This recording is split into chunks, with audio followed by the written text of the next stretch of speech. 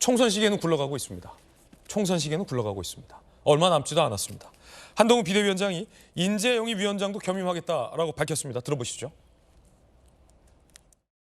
비상대책위원장인 제가 직접 인재영입위원장을 맡아서 좋은 분들이 우리 당으로 오시도록 앞장서려 합니다. 그동안 업무의 효율성과 연속성을 위해서 열정적으로 일해온 이철규 인재영입위원장도 저와 함께 계속 일하게 될 겁니다. 다양한 영역에서의 불합리한 격차를 줄이고 없애는데 힘을 집중하겠습니다. 그 과정에서 동료 시민들의 의견을 충분히 듣고 바로바로 반영하겠다는 말씀을 드립니다. 인재영입 비대위 성공의 10중 8구일 만큼 중요한 문제다라고 밝혔습니다. 여러 분야에서 불합리한 격차를 없애는 데 집중하겠다라는 메시지도 밝혔습니다. 인재영입위원장을 본인이 직접 겸임하겠다. 좋은 분들 오도록 앞장서겠다. 공천에 관련해서도 한 비대위원장이 강력하게 의지를 밝혔잖아요.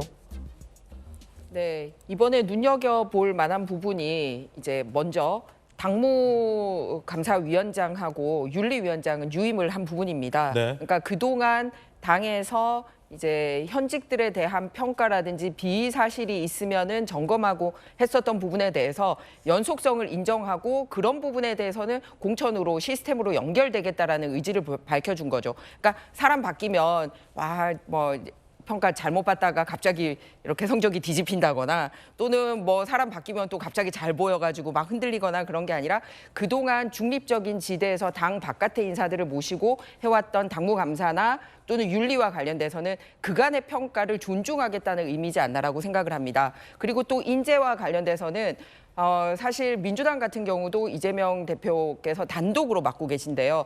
그때는 조금 비판이 있었습니다. 왜냐하면 이재명 대표님이 지금 다치신 분한테 이런 말씀 드리기 못하지만 본인이 이제 여러 가지 수사선상에 올라와 있고 또 도덕적으로 비판을 받고 있는데 얼마나 도덕적으로 깨끗한 인재를 모셔올 수 있냐라는 비판이 있었는데 그 비판의 대척점에 있는 사람이 바로 한동훈 비대위원장인 것 같습니다. 그럼 어떤 사람보다도 이제 공정하게 법 집행을 해오셨던 분이고 그동안 또 법무부 장관으로서 과거 민정수석실에서 하던 인사검증과 관련된 인재풀을 법무부에서 담당을 해왔기 때문에 그런 절차에 맞게 깨끗한 분들을 더 많이 인재 영입을 할 수 있지 않을까 생각을 하고요.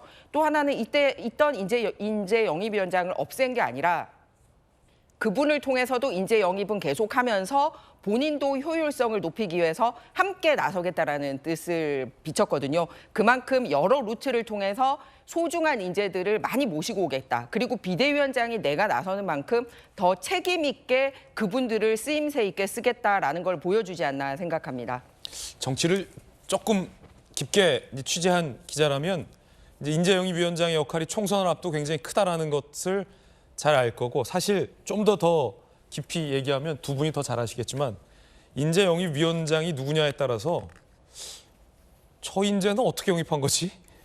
라는 당내의 의문점이 따라붙는 인재 영입들이 양당 모두 있었거든요. 맞습니다. 꼼표가 붙는다고 그러죠. 이상한 소문도 좀 돌고 어디서 검증하는지 모르는 인재가 영입이 툭툭툭 되는 모습들도 있었고 나중에 도는 소문은 그 누구 지분이래 뭐 각종 지분설 돌고 했는데 한 비대위원장이 본인 인재 영입장을 경임하겠다는 건 그런 근거 없는 인재나 무슨 지분 인재 이런 거 막겠다 이런 의도 있는 거 아닙니까? 맞습니다. 꼬리표 인재 없애고 그랬구나 이게 아니라 루트가 이제 공정하고 투명하게 딱 하나로 집중이 되는 거죠. 그런데 또 그 공정하고 투명한 루트가 그동안 정치권이랑 이렇게 뭐 얽혀 있거나 하지 않고 지금은 발표되시는 명단을 보면 사실 정치권에서 다 좀 인연이 없고 누구 찾아내기도 힘든 그런 상황이 아닙니까? 그러니까 오히려 더 믿음이 간다 그래요. 그런 꼬리표 없이 정말 투명하게 하겠구나. 기대해 주시기 바랍니다. 거기에 당 대표급이 인재영입위원장을 맡는 이유가 있어요. 외부에서 오시는 분들은 어쨌든 정치 활동을 안 하시던 분들이 정당에 처음 활동하는 거 아닙니까? 그렇죠. 망설입니다. 이 당이 나를 영입해놓고 이용만 하면 어떡하지? 이런 공포감들이 있어요. 그러니까 인재영입위원장이 지금 당대표가 하고 있지 않습니까? 그리고 요즘 비대위원장이 지금 인재영입위원장이니까 그러면 어떤 개념? 나를 영입해서 공천을 줄 수 있겠구나. 라는 신뢰가 생기는 거예요. 그렇군요. 그렇기 때문에 당 대표급이 인재영입위원장을 맡는 거는 내 사람을 키워야지 이런 거보다도 내가 인재영입위원장을 맡아야 실제 인재 영입을 본인이 하는 게 아니거든요. 밑에 있는 간사라든가 활동하는 분들이 사람을 접촉했을 때 아이 지금 우리 인재 영입위원장이 당 대표 아닙니까? 당 대표가 공천권을 갖고 있으니 좀 영입해서 적절한 자리에 정치 활동을 할 수 있도록 보장하겠습니다. 이렇게 약속할 때 그 보증이 되는 거예요. 그래서 저는 양당 공이 당 대표급이 인재 영입위원장 맞는 이유는 바로 그 이유다. 그렇게 이해하시면 될 것 같습니다. 예, 한 비대위원장이 인재 영입 얘기가 나와서 최근 한 인선이 논란이 됐죠. 노인들의 마음을 상하게 했고 노인 비하 발언 논란도 일었습니다. 한 비대위원장이 대한노인회를 찾아가서 사과를 했습니다. 어르신들 마음이 좀 누그러지셨을까요? 그 영상 보시죠.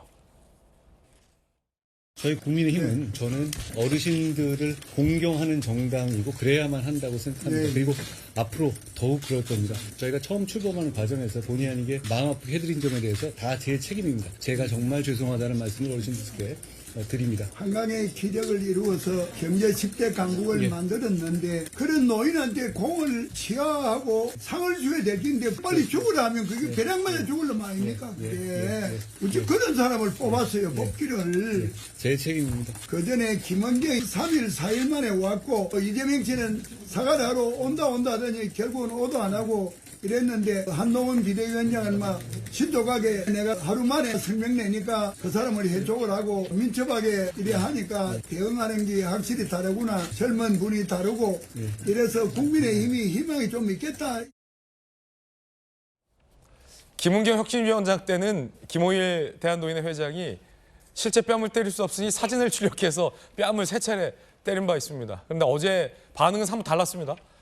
왜 이리 다른 건지 김호일 대한노인회 회장님을 김진애 앵커가 직접 모닝콜을 한번 걸어보겠습니다. 앵커의 모닝콜입니다.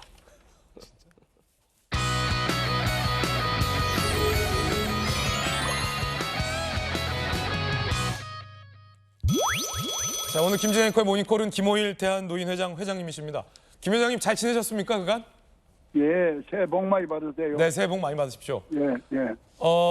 한 비대위원장이 어제 가서 사과를 했습니다. 그 예. 주변 어르신들 노여움은 좀 풀리셨나요? 예, 그러니까 처음에 제가 27일 날 대한노인의 태국지에 공식 출장을 가 있는데 28일 날 그런 망언을 한 사람을 비대위원으로 위촉했다는 보도가 뜨길래 내가 성명서를 내고 예. 했더니 바로 한동훈 비대위원장이 10시 40분쯤에 전화해가지고 사과하러 오겠다는 걸 내가 지금 태국에 출장 와 있다니까 그러면 들어오시면 100km 하더라도 내가 그래 경솔하게 그 내용을 모르고 그분을 임명을 해도 매우 송구스럽다고 전화로 사과를 하더라고요. 성명 내신 당일 바로 한 비대위원장이 전화를 걸었군요. 예, 그래가지고 내가 전화로 사과가 될 일이 아니라 그 사람 빨리 해촉을 해야지 그런 사람을 비대위원회 시키면 노인들이 분노하고 되겠냐고 내가 그냥 나무로 했습니다. 예. 예.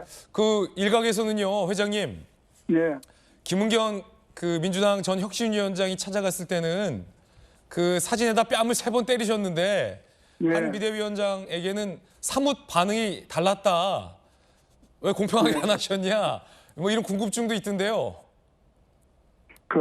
김은경 씨는 발언을 한 장본인이니까 내가 장본인에 대해서 매우 좀 웃는 모습을 보였는데 그때는 전국의 노인들이 대한노인회로 전화를 막 걸어가지고 할복 자살로 하겠다든지 뭐 분신 자살로 하겠다든지 민주당 당사로 그냥 쳐들어가자고 전부 하는 아우성질 소리가 많아가지고 그런 분노를 잠재우려 하면 당신 내가 호되게 꾸짖어야 되겠다고 그래서 본인이 양해를 해서 내가 사진에다가 좀 혼을 내는 그런 일을 했는데 정신 바짝 차리라는 의미죠. 예. 한동훈 위원장은 본인이 그 발언한 사람이 아니고 네. 내가 항의하니까 또 적각 해촉도 시키고 그래도 전화로 사과했지만 직접 또 와서 진정어린 사과를 하고 이러니까 그 혼내는 모습이 김은경 씨하고는 다를 수밖에 없죠. 그렇군요.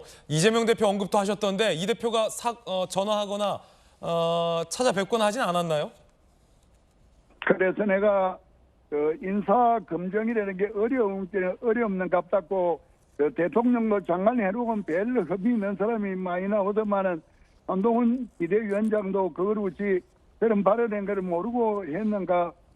노인을 갖다가 이 나라 예. 국제 경제 강국의 유공자를 갖다가 빨리 죽어야 된다 이런 말을 하는 사람을 지명을 했다는 것은 당신이 아주 실수 중에 큰 실수를 했다고 내가 앞으로는 더욱 신중해라고 말씀을 했죠. 네, 알겠습니다. 예. 회장님 새해 복 많이 받으시고 건강하십시오. 예, 감사합니다. 네, 김진애 모니커리였습니다. 예, 예.